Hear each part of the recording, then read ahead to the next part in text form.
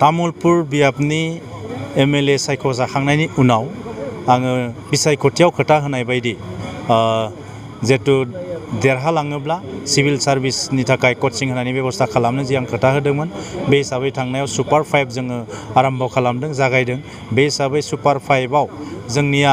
super 5 होनदोंब्लाबो 7 जन offline आरो online जों 7 जन फरायसाखौ फोरोंदों बेनिनो थांनाय एग्जामाव 7 फरायसाया प्रिलिमिनारि पास खालामनो हादों आरो बिथांमोना मेन एग्जामनि थाखाय नाजागासिनो दङ एबार जोङो सुपार 10 बेवहाय लन्च खालामदों दा बेवहाय 162निख्रुइबो बांसिन बेवहाय फरायसाफोरा इयाव बाहागो लादों आरो बे फरायसाफोरखौ आंनिफ्राय आं गाहाम हामलायनाय बावहरदों दा नुदों तामुलपुराव गोबां फरायसाफ्रानो गोसो दङ सिभिल सार्भिसाव जइन जानो थाखाय नाथाय बिथांमोना माखासे खाबु मोनैनि थाखाय दिनै कचिं लानो हायाखै दा बेनिखायनो तामुलपुराव बेबायदि मोनसे थासारि सोरजिनो थाखाय जों सिभिल सार्भिसनि आं कचिं होनायनि थाखाय बेबस्था खालामदों दा बेखायनो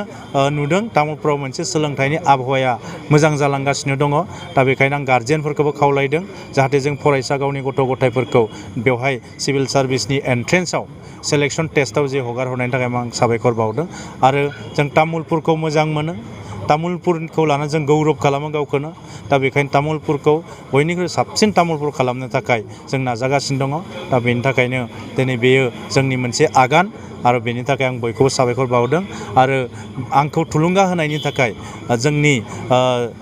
BTRनि गाहाय मावफुं सोद्रोमा प्रमद बर' सार बिथांनिसिम बेबायदि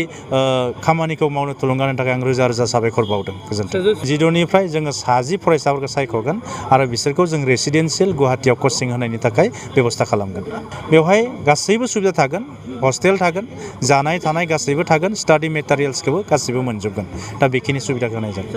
दिनै एन्ट्रेन्सआ जाथोंसै एन्ट्रेन्सनि उनाव माखासे बाथ्राफोरखौ साननाय जागोन